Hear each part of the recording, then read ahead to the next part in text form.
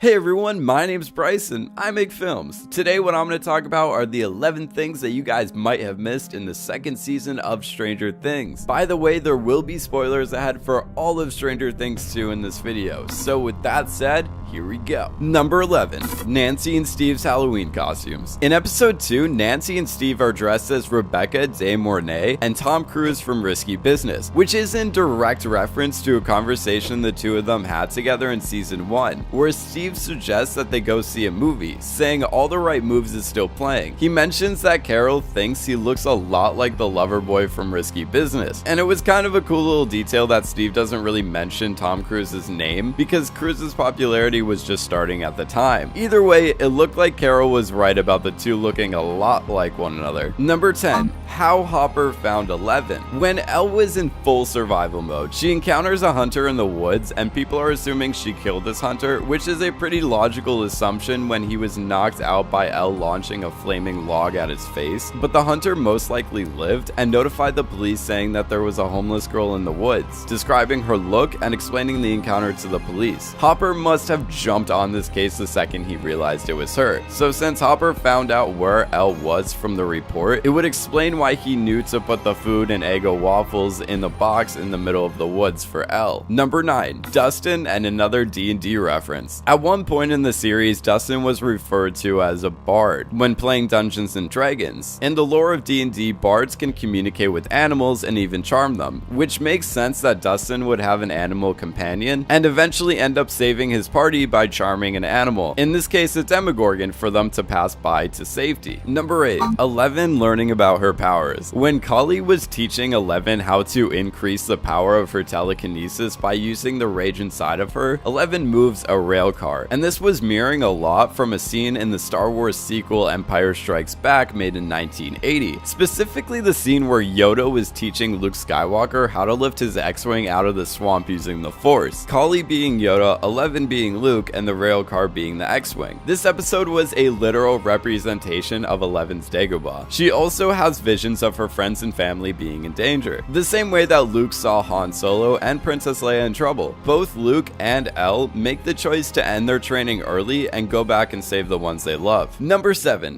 Nancy's weapon. In the end of episode 8, when the Demogorgons are coming to kill everyone in Joyce's house as per usual, Hopper offers the rifle to Jonathan first. You can see the hesitation on Jonathan's face, but Nancy steps in and says she knows how to use it, and this is a big callback to season 1 when her and Jonathan were going monster hunting and she uses the gun for the first time and is pretty darn skillful with it. The fact that they brought this reference back means that there is a big chance that we will see Nancy's gun skills improve in the new seasons. Number 6, some more 80s movie references. In the episode The Spy, we see a radar detector showing the Demogorgons closing in on the men from the Hawkins facility as they made their way through the tunnels into a trap. This suspenseful moment was a lot like the scene from Aliens where the Xenomorphs close in on Ripley and the gang, as they are watching the aliens close in on the radar but can't get a visual. Later, Nancy and Jonathan were debating going into each other's rooms, which was very similar to the scene from Temple of Doom where Indy and Willie were having a fight and gave each other 5 minutes to see who would cave and go in the other person's room. I also got insane Indiana Jones vibes when Hopper went back for his hat. Number 5, Bob Newbie superhero versus Pennywise the dancing clown. Bob is an incredible character. We are all aware of his heroic and tragic story, and one cool thing that I picked up on when Bob was alive was that he was making a lot of references to Stephen King's 1986 novel It, such as him talking to Joyce about moving to Maine, implying that Bob was from there, and the story of It takes place in Maine. And when he was trying to empathize with Will, giving him the most terrible advice in the world of how to defeat an interdimensional being, he tells Will about a clown that tormented his childhood. Bob was most likely Will's age in the 1950s, which would be the same time period that the kids from It got tortured by Pennywise the clown. Also, he tells the clown to go away and stands his ground, not being afraid anymore, which is a very similar way that the kids from It defeat Pennywise by not being afraid of it and standing their ground. Number 4, Eleven's costume. A little cool moment that I noticed was the fact that Elle was wanting to go out as a ghost on Halloween, while Mike and the gang were going as Ghostbusters, so her costume was kind of completing the whole friend group. Number 3,